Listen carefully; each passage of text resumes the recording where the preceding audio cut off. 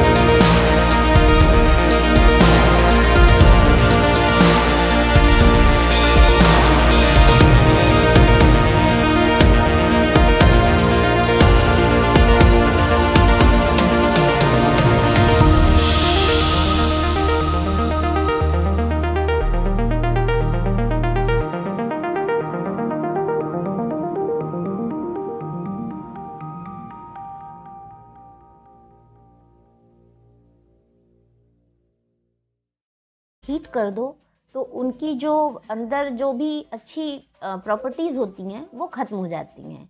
US और Europe में लोग कुकिंग के लिए, फ्राई करने के लिए कनोला ऑयल यूज़ करते हैं, प्योर ऑलिव ऑयल यूज़ करते हैं, एवोकाडो ऑयल यूज़ करते हैं, सोयाबीन ऑयल यूज़ करते हैं और पीनट ऑयल यूज़ करते हैं। वहीं इंडियंस डीप फ्राई फूड बहुत खाते हैं, इसीलिए यहाँ की जो कुकिंग टेक्निक्स हैं वो बिल्कुल अलग हैं। जो सैलेड ड्रेसिंग के लिए यूज़ होता है वो वर्जिन ऑलिव ऑयल यूज़ होता है। याद रखिए, ऑलिव ऑयल हम लोग बहुत यूज़ करते हैं। कभी कभी हम सोचते हैं कि इतना फ़ायदेमंद है कि हम इसको फ्राई के लिए भी यूज़ करते हैं, लेकिन जब आप उसको फ्राई के लिए यूज़ करते हैं तो उसकी काफ़ी प्रॉपर्टीज़ ख़त्म हो जाती हैं। इसलिए ऑलिव ऑयल रॉ ही यूज़ करना बेटर होता है। इंडियन कुकिंग में डीप फ्राई काफ़ी कॉमन है, इसलिए हम लोग का जो हमारे यहाँ चीज़ मिलती है, जैसे कि हम जो नॉर्थ में लोग रहते हैं वहाँ पे मस्टर्ड उगाई जाती है, तो मस्टर्ड ऑयल हमारे लिए प्रिफरेबल होती है। और जो लोग साउथ में रहते हैं वहाँ पे कोकोनट मिलता है, तो वहाँ के लिए कोकोनट ऑयल प्रिफरेबल होता है। ये कोई ज़रूरी नहीं है कि अगर आप कोई चीज़ इकोनॉमिकल है तो वो ख़राब हो और कोई चीज़ महंगी है तो वो अच्छी हो। यही चीज़ें हमारे लिए फ़ायदेमंद होती हैं। मस्टर्ड ऑयल नॉर्थ इंडिया में काफ़ी अफोर्डेबल है और इकोनॉमिकल भी है, लेकिन आपको ये जान के आश्चर्य होगा कि यूएस, यूरोप और कनाडा में ये एडिबल नहीं है, वहाँ पे ये बैन है।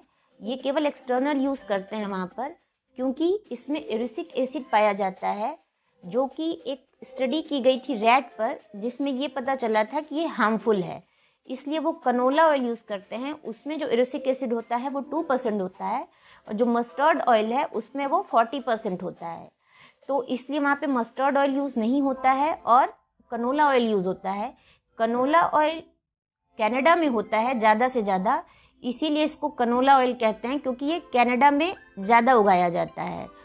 और मस्टर्ड ऑयल पे जब ह्यूमन पे जो इस पे कुछ खास इफेक्ट इंडिया में नहीं देखा गया, इसलिए इंडियंस इसको यूज़ करते हैं। मस्टर्ड ऑयल जो कच्ची घानी का तेल होता है, जो कोल्ड प्रेस्ड ऑयल होता है, वो हमारे लिए ज़्यादा अच्छा होता है, क्योंकि उसमें सीड को प्रेस करके निकाला जाता है और इसमें इसकी सारी बेसिक प्रॉपर्टीज़ बनी रहती हैं। मस्टर्ड ऑयल में सेचुरेटेड फैटी एसिड कम होता है और मोनो अनसेचुरेटेड फैटी एसिड और पॉली अनसेचुरेटेड फैटी एसिड की अमाउंट अच्छी होती है। इसमें ओमेगा 3 की अमाउंट ओमेगा 6 की अपेक्षा भी ठीक होती है, इसीलिए हमारे यहाँ मस्टर्ड ऑयल को बेनिफिशियल मानते हैं। इसका स्मोक पॉइंट भी ज़्यादा होता है, इसलिए कुकिंग के लिए ये प्रिफरेबल होता है। डीप फ्राई के लिए वो कुकिंग ऑयल ज़्यादा अच्छे माने जाते हैं जिनका स्मोक पॉइंट ज़्यादा होता है, इसीलिए मस्टर्ड ऑयल एक अच्छा ऑप्शन है। कोकोनट ऑयल और घी को भी डीप फ्राई के लिए अच्छा माना जाता है, जबकि कोकोनट में सेचुरेटेड फैटी एसिड ज़्यादा होता है, लेकिन क्योंकि उसमें मीडियम चेन ट्राइग्लिसराइड भी अच्छी अमाउंट में होता है और उसका शरीर के लिपिड प्रोफाइल पे कोई बुरा असर नहीं होता है, इसलिए कोकोनट ऑयल को भी कुकिंग के लिए ठीक मानते हैं। आप सोच रहे होंगे कि ऑलिव ऑयल के बारे में तो मैंने बताया ही नहीं।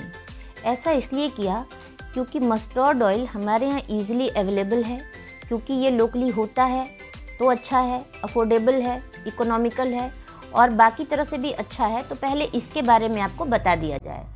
नो डाउट ऑलिव ऑयल बहुत अच्छा होता है, क्योंकि उसमें मोनो अनसैचुरेटेड फैटी एसिड अच्छे अमाउंट में पाया जाता है, लेकिन इसका स्मोक पॉइंट बहुत कम है।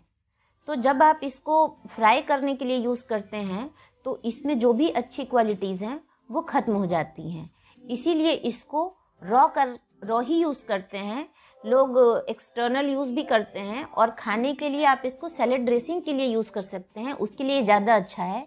ये कोई ज़रूरी नहीं है कि जब कोई चीज़ कॉस्टली हो तो वो बहुत अच्छी ही हो, क्योंकि ये कॉस्टली है, इसमें मिलावट के चांसेस भी ज़्यादा होते हैं। तो अब तो आप जान ही गए होंगे कि कौन सा कुकिंग ऑयल आपके लिए ज़्यादा बेहतर है। मेरा मानना ये है कि कोई भी ऑयल जब आप खाने के लिए यूज़ करते हैं तो उसको मीडियम टेम्परेचर पर ही खाना बनाएं। बहुत हाई टेम्परेचर पर ऑयल डिग्रेड होना शुरू हो जाता है, और ऑयल को ये होता है कि वो जितनी बार आप गर्म करेंगे उसमें उतने ही फ्री रेडिकल बनते हैं और उतना ही ट्रांस फैट बनता है। कुकिंग ऑयल के लिए मस्टर्ड ऑयल, देसी घी, कोकोनट ऑयल ये अच्छा है, आप इसको फ्राई के लिए यूज़ कर सकते हैं।